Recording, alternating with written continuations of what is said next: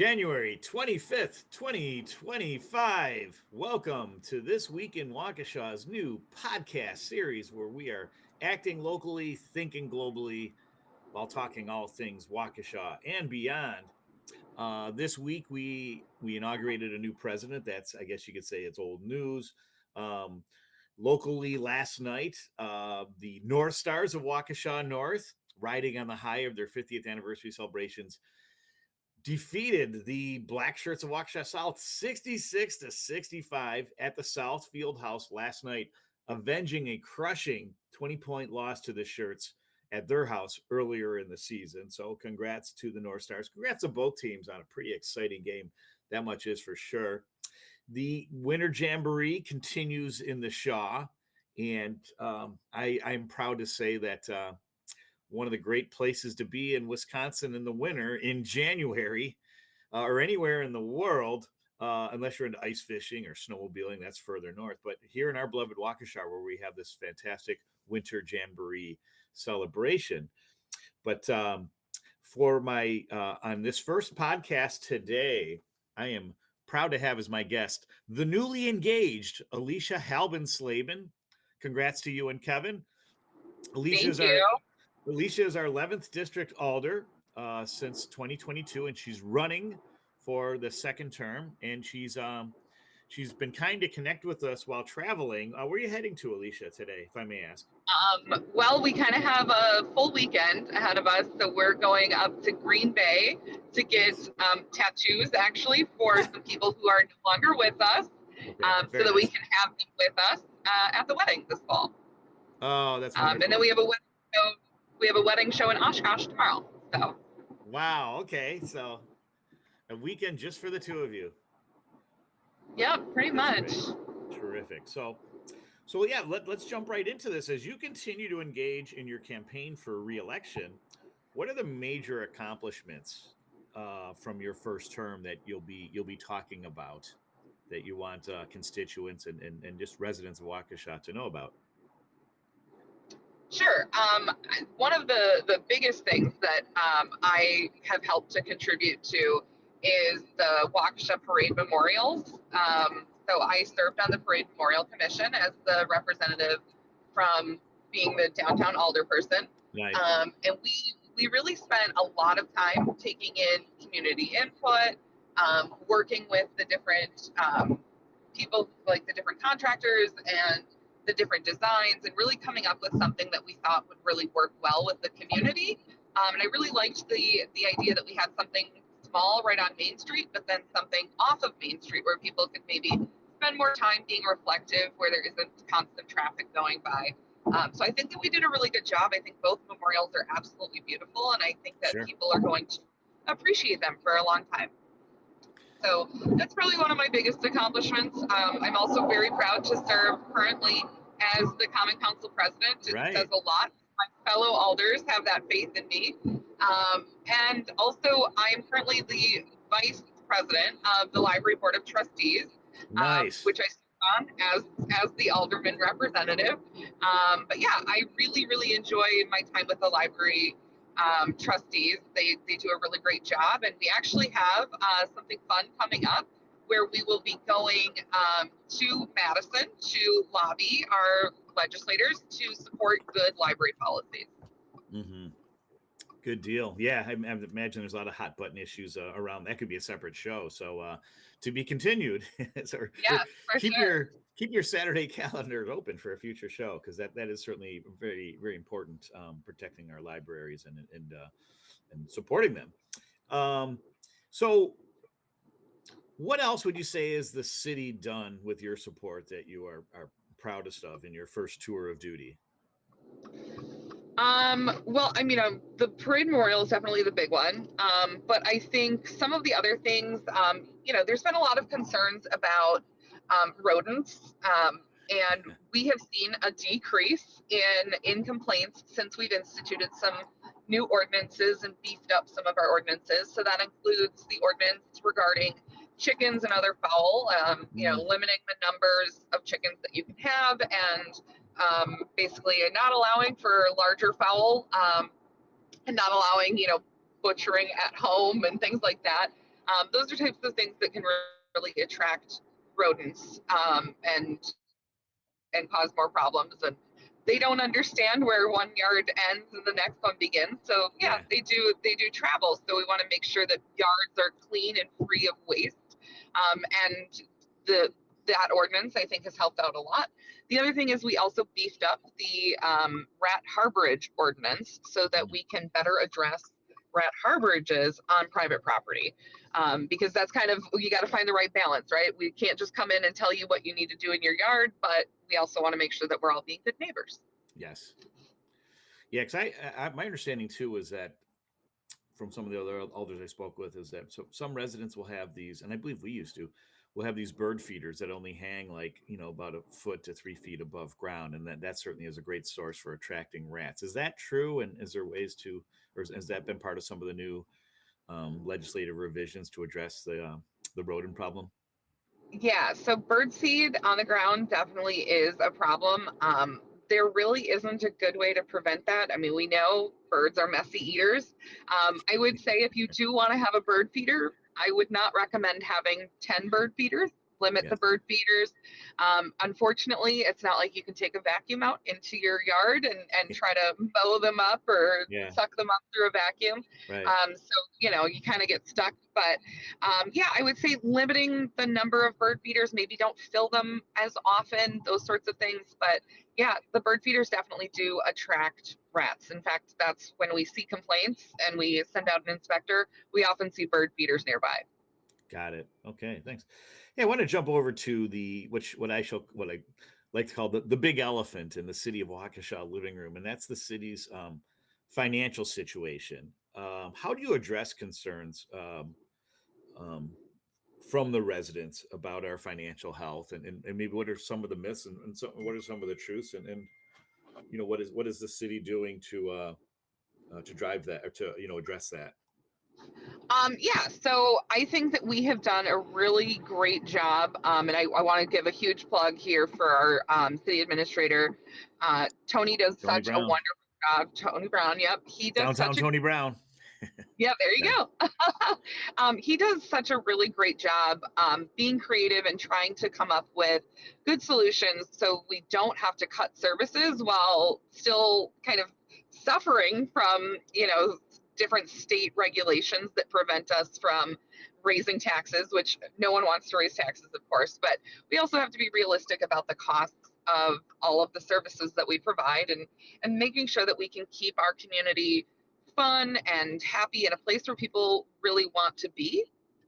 Um, and beyond that, um, we've done a lot of studies, and really um, looked into different options for like efficiency stuff. So having each department head go through their department and try to identify some inefficiencies or places where they could do a little bit better, maybe sharpen the pencil.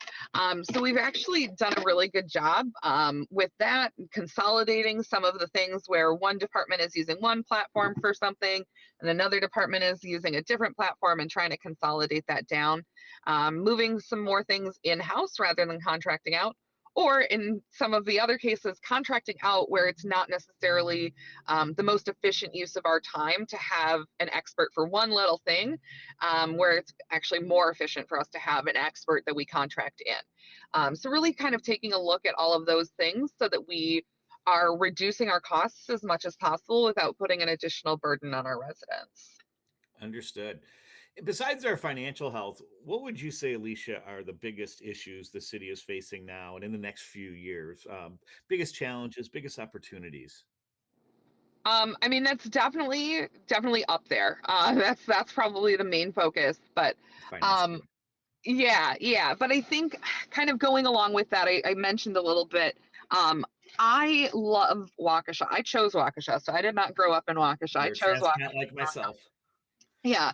And I chose Waukesha because I truly fell in love with our community. I like that we do the Jamboree and that we do Tribute Tuesday and all of these really great fun events. But one of those opportunities, right, is being able to keep those things, but we can really only do that if we can keep the budget in line. And so that's where, we got to think. Right now we're fine, we're good, we're solvent, we're going to be good next year. But thinking down the line, especially thinking about costs increasing constantly, Sure. and then having those levy limits imposed by the state, and then not getting the shared revenue in ways that are favorable, I guess. Yes. So we did get some help. We got some assistance, which is great. But there's definitely room to improve there. So I guess I would hope that we can work with our state legislators to come up with a better long-term solution. But yeah, it's definitely something to keep in mind, because we have so many great opportunities to keep our community happy and healthy, and a place where people want to live.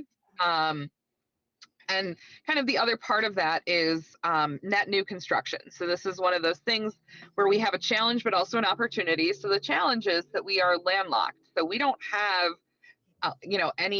we have almost no untouched land, right? So in terms of development, it's a little bit more difficult, but not impossible. There are a lot of different tools that we can use for redevelopment. And I think one of the best examples that people are probably pretty familiar with right now is the new Cobblestone Hotel. They've just resumed their demolition there downtown, which is not far from the Civic Media Studio. And I The bet old they one, can, you mean? yeah, I can hear it. I can hear the demolition from my house, but Sure. they seem to be really, moving forward with that, doing Yeah. a great job. Yeah. But Hey, that's real something. quick, since you mentioned Civic Media, I forgot to introduce our producer, the mighty Max Martinson, who does a fantastic job. He did a great job with our radio show and is doing some great things with the podcast. So, Max, accept my apologies and really happy you're here. So, I'm sorry, Alicia, continue. Yeah, so one of the things that we need to kind of think about is getting creative with where we might find redevelopment opportunities, since development, like new development, is very unlikely to happen. So thinking about, okay, here's a space where this, where it's an underutilized space. There's something more we could do here, and I think that's where we're starting to, again, think more creatively about what we can do to bring in more tax revenue, again, without trying to raise taxes for our residents. Yeah. That gives, you mentioned development. We are the hometown of Wisconsin's oldest university, that's Carroll University. And you talk about growth and expansion. They are building a new $100 million business school, thanks to Carroll alumnus Tim Sullivan, who's put in $10 million of his own money. Do you see opportunities there, some town gown partnerships where there could be some economic development benefits in certain, like I said, partnerships with the university as they continue to grow and expand? Yeah, absolutely. I think the fact that we have, a university right here that's doing a great job expanding and, really doing wonderful things with their students, and providing those sorts of opportunities with local businesses. I think that we actually already do a fantastic job. And I shouldn't say we, I should say Carroll does a really great job at partnering with area businesses, so that we have students who then graduate, they have experiences with these local businesses, and they're more likely to stay in the community, because that's what we want. We want great citizens that are going to be, a great addition to our community, and a Carroll grad is a wonderful addition to any community, but hopefully ours. Yeah, no doubt. Is there currently, I just thought of this, and I will admit I never thought of it during my time on the council. Is there a committee, an ad hoc committee of sorts, with Carroll and the city that could be talking about new, opportunities for growth through partnership? There isn't necessarily a committee, but I think that there is a lot of good collaboration. Um, so yeah, I think yeah, I don't know. Yeah, there's not a committee, but that doesn't mean that there couldn't be. That might Sure. be something to explore further. Sure. Yeah. And then closer to downtown in your district, we've seen some good growth, some new restaurants coming in, I believe some other new businesses.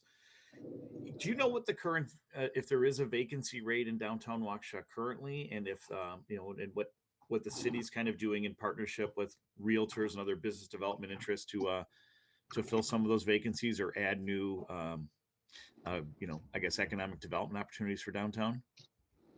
So I don't know the vacancy rate. The thing about downtown, and like the buildings downtown, I should say, is that they are at least owned. So while they might not all be full all the time, they do have owners. And so with the city, we do want to work with the owners of buildings. We have a number of different grant programs and things to help improve businesses and actual buildings, and making sure that they are up to date, making sure that fire safety codes are met and things like that.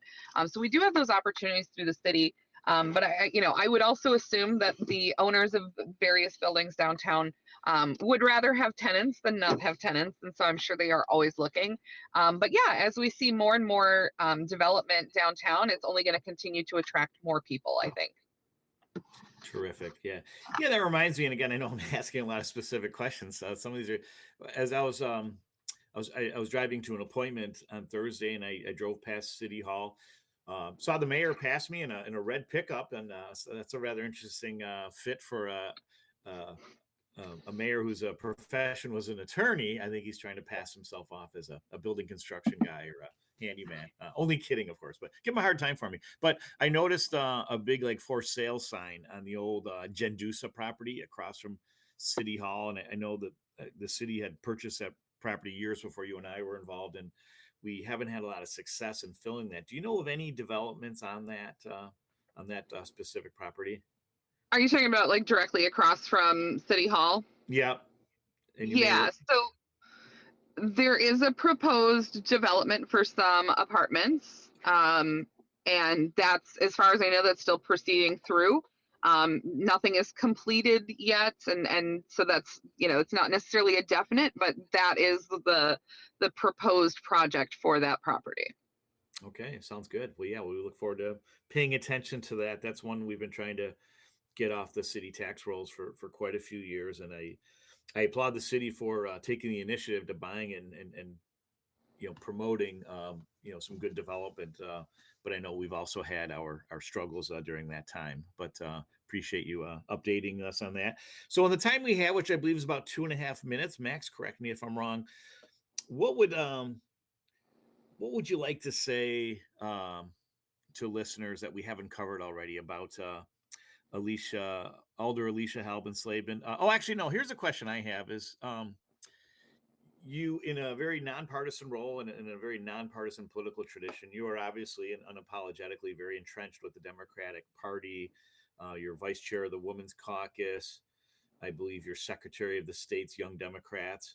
And if your LinkedIn profile's up to date, you're also you serve as something for the congressional district too for the Democrats. Yeah, the chair of the 5th congressional district. How do you manage that balance? Because I imagine in a city that's still fairly red, that you probably still get some resistance from voters and residents about that.